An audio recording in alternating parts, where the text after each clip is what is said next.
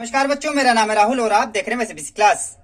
Term 2 को लेके most important question विद्युत धारा के चुंबकीय प्रभाव। कई बच्चे कह रहे थे कमेंट्स करके कि 13वां चैप्टर भी करा दीजिए प्यारे बच्चों। तो 13वां चैप्टर लेके मैं आ गया हूं। ठीक है प्यारे बच्चों, के कमेंट्स और लाइक से ही मुझे थोड़ा मोटिवेशन मिलता है। ठीक है, तो इसे करते रहिए। अध्याय 13 विद्युत धारा चुंबकीय प्रभाव जो आपको दिखाई दे रहा है द्वितीय अवधि 2022 को लेके, ये जो आपके सिलेबस में दिखा है वही है। आप देख सकते हैं वर्कशीट कराने के दौरान मैं हर एक वर्कशीट को इस हिसाब से करा रहा था।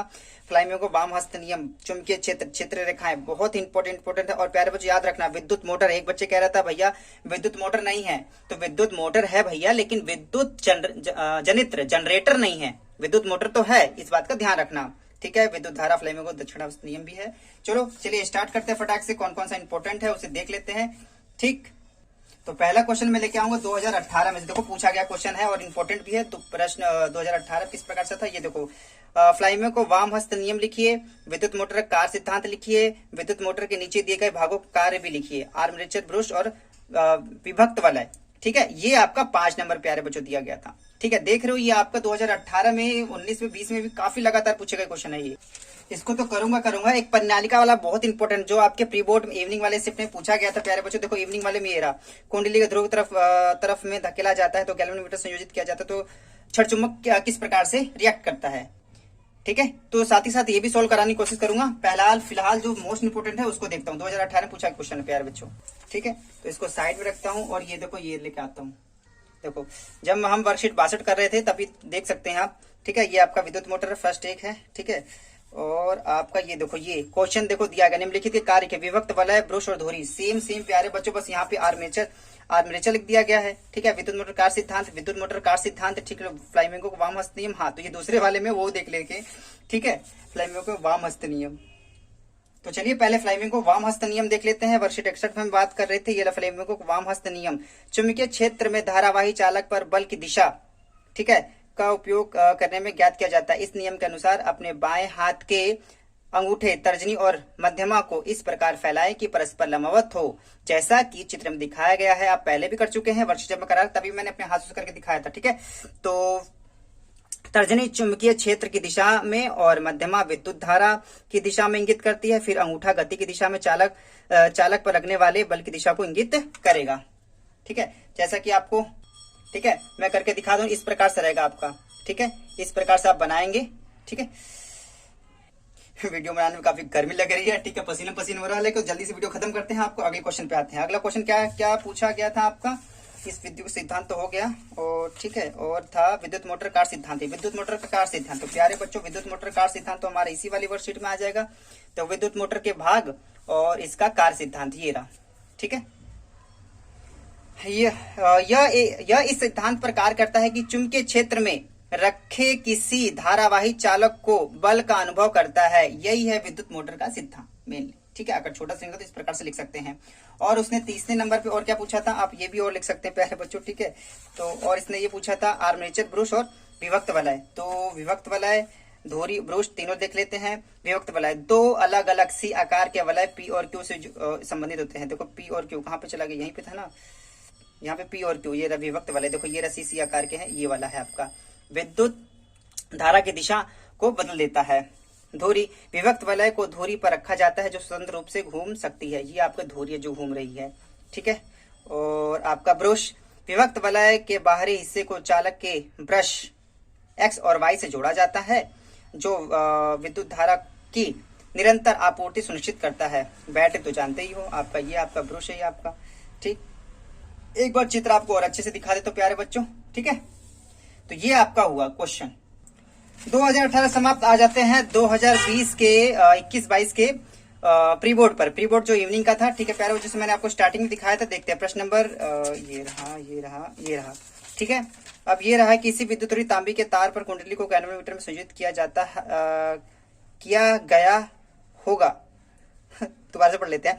किसी विद्युत रोधी तांबे के तार को कुंडली को गैल्वेनोमीटर से संयोजित किया गया, क्या होगा यदि किसी क्षण चुंबक को। 3 क्वेश्चन है प्यारे बच्चों, ये आपको दिखाना चाहते हैं, आपके एनसीईआरटी से लिया गया है। ठीक है, एनसीईआरटी से ही है, ध्यान देंगे तो। ठीक है, अब ठीक है, तो मैं इस वजह से बस ये दिखाना चाहता हूं ताकि आपके एनसीईआरटी की जो बुक को हल्के में न ले। विद्युत रोधी तांबे के तार की कुंडली को गैल्वेनोमीटर संयोजित क्या होगा यदि क्षण चुंबक 1 2 3 है, कुंडली में धकेला जाता है। तो प्यारे बच्चों देखो इस वाले में कुंडली को उत्तरी ध्रुव से की तरफ धकेला जाता है, बस यहाँ पे घुमा के क्या आ गया उत्तरी ध्रुव, तो हम कंफ्यूज हो जाएंगे। दूसरा क्या, कुंडली के अंदर में स्थिर रखा जाता है, ठीक है, कुंडली से के बाहर भीतर से बाहरी तरफ खींचा जाता है, कुंडली के भीतर स्थिर रखा जाता है। तो क्वेश्चन वही है प्यारे बच्चों, लेकिन घूम के आ गए हैं। तो दिखाना चाहते हो ये आपके एनसीईआरटी क्वेश्चन है, ठीक है। इधर देखो अध्याय 14 तो ये 13 वाला ही होगा, ठीक है, इतना तो विश्वास ही होगा। तो चलिए इसके आंसर फटाक से किस प्रकार से लिखेंगे।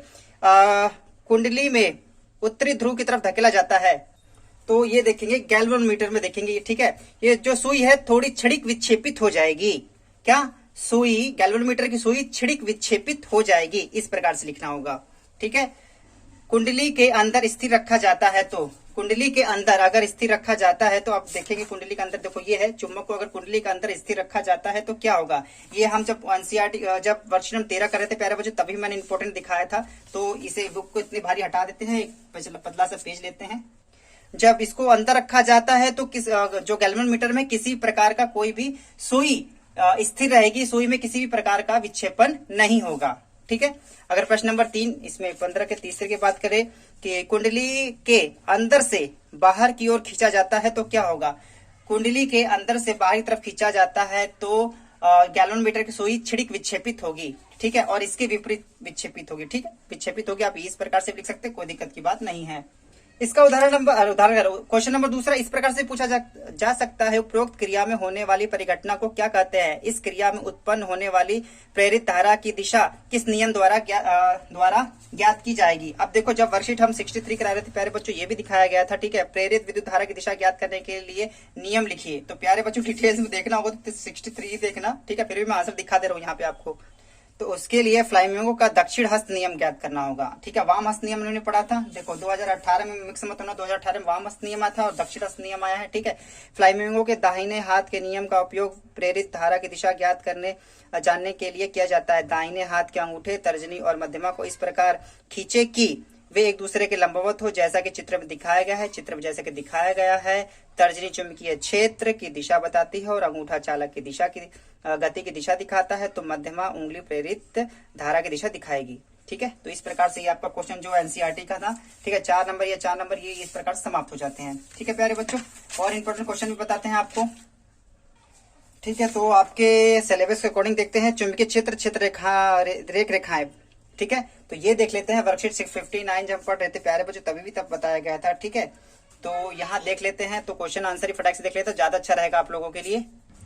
तो फटाक से देख लेते हैं इनके गुण। चुंबकीय क्षेत्र रेखाएं क्या, चुंबक के चारों ओर एक और का वह स्थान या क्षेत्र जिसके भीतर चुंबक या चुंबकीय पदार्थ द्वारा इसके प्रभाव को महसूस किया जा सकता है, चुंबकीय क्षेत्र कहलाता है। एक चुंबक को चारों ओर रेखाओं की एक श्रृंखला द्वारा एक चुंबकीय क्षेत्र दर्शाया जाता है। रेखाओं के इस श्रृंखला चुंबकीय क्षेत्र रेखा कहते हैं और चुंबकीय क्षेत्र की दिशा और परिणाम दोनों होते हैं।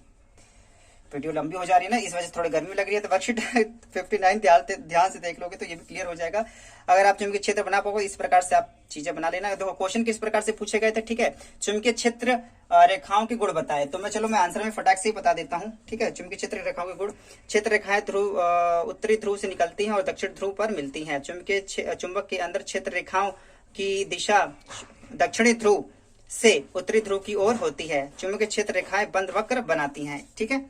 तो दो चुंबक क्षेत्र रेखाएं कभी प्रतिच्छेद नहीं करती हैं, ठीक है। मोस्ट इंपोर्टेंट क्वेश्चन है प्यारे बच्चों, तो इसको लिखेंगे। दो चुंबकीय क्षेत्र रेखाएं कभी भी एक दूसरे को प्रतिच्छेद नहीं करती है या नहीं काटती हैं। यदि वे ऐसा करती हैं तो प्रतिच्छेद बिंदु पर चुंबकीय क्षेत्र को दो दिशाएं होंगी जो कि असंभव है, जो कभी भी संभव नहीं, दो दिशाएं कभी ही नहीं दिखाएगा, ठीक है। तो प्यारे बच्चों दशरथ अगर अंगूठा नियम देखना तो ये वाला जरूर देख लेना, स्क्रीनशॉट ले सकते हैं, वो इस प्रकार से बनाया गया है, ठीक है।